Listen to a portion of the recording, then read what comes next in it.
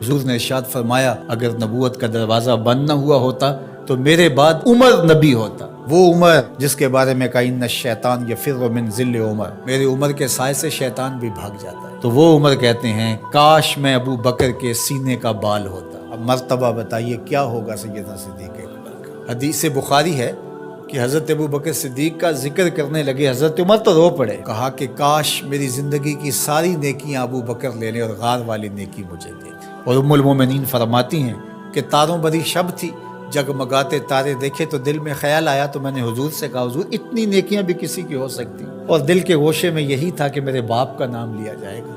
लेकिन आका ने बरजस्ता कहा उमर की, तो थोड़ी खामोश सी हो गई, इसलिए तवक्को कुछ और थी। आका करीम ने फरमाया कि आयशा, उमर की उम्र भर की नेकियां और अबू बकर की एक नेकी।